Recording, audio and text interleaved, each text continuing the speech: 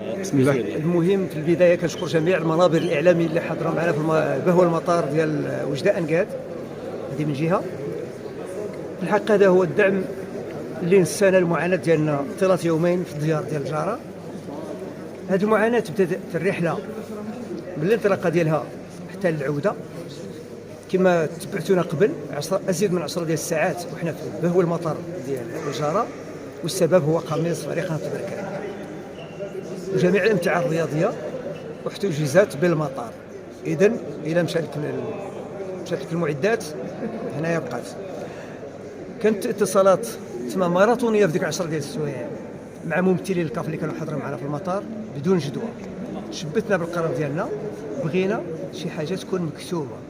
توصلنا بواحد المايل ديال الكاف اللي عطانا ضمانات بالله نمشيو نرتاحوا. من بعد غادي نتوصلوا الامتعه ديالنا في الفندق. هذاك الشيء ما منو والو.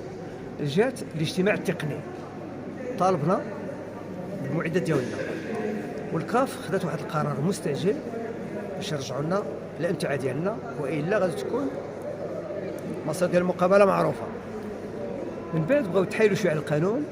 في المرحله الاولى مشاو لمرحله الاستئناف القانونيه 4 العشيه ديال اليوم. الكاف زكات قرار ديال اللجنه اللي خدات القرار الاول، لانه الطلب ديال الجامعه ديال الجاره تلغى وطربه. مشاو للمرحله الثالثه اللي تحايلوا على الشركه اللي احتضنت اللوغو ديال الفريق. صابوا وحده في غياب الشركه وتشوه ذاك المنتوج ديالها. دابا الشركه بحد ذاتها كتتابعهم قضائيا، هذا محامي كتتابع دوك الناس اللي زوروها وتتابع الجامعه الجزائريه. وصلنا للمقابله، حنا جميع امتثلنا القوانين ديال الكاف والبروتوكول ديالها. البارح حضرنا الاجتماع التقني، موراه المدرب وعميد الفريق حضر الندوه الصحفيه. من بعد مشينا للحصه التدريبيه، واليوم مشينا على اساس غادي نلعبوا المقابله، ولكن بالشرط الوحيد اللي ما نتنازلوش عليه هو القميص الرسمي والمعدات الرياضيه ديال فريق نهضه بركان تحضر. اشنو وقع من موراها؟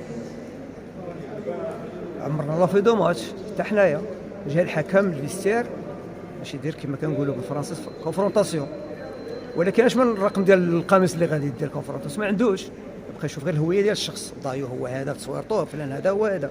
كملنا حركه تسخينيه، ما خرجناش للملعب لحقاش ما عندك باش تسخن. وصلت المقابله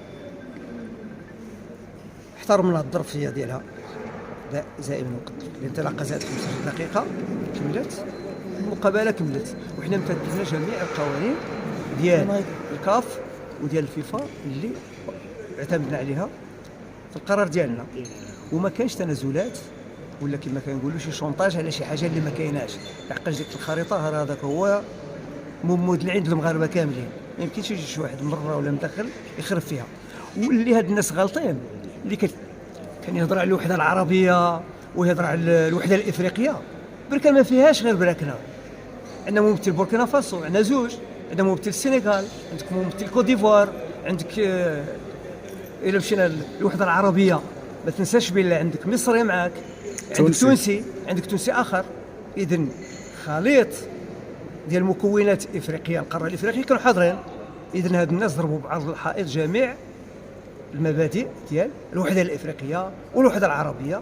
بعدوا شويه نبقاو رياضيا، حتى القيم الرياضيه ديال الكاف وديال الفيفا ما بقاتش. اشكركم. شكرا. في قسم يوسف كاتب عام في هذه الحالات هذا شنو هما؟ شوف باش ما نسبقوش الاحداث ونخليو صلاحيات المواليها. حنايا مشينا على اسس، ما مشيناش انطلقنا من الفراغ. عندك قوانين الكاف واضحه، وعندك وثائق اللي ملموسه مكتوبه راها عندي، القرار الاول والقرار الزوج. اذا معلان اذا حنا كنتعاملوا كمؤسسه، انا عندي قوانين ديال المؤسسه اللي كتصيفط لك مراسله رسميه تقول لك هذا. ما غاديش انا نحاول نجتهد كما كتقول باش نشوف الحلول ديال الناس الاخرين. انا واحد من الكاف، قوانين الكاف واضحه، نطلبوا تكون ديك الجرأه باش تطبق القانون وفي اسرع وقت ممكن.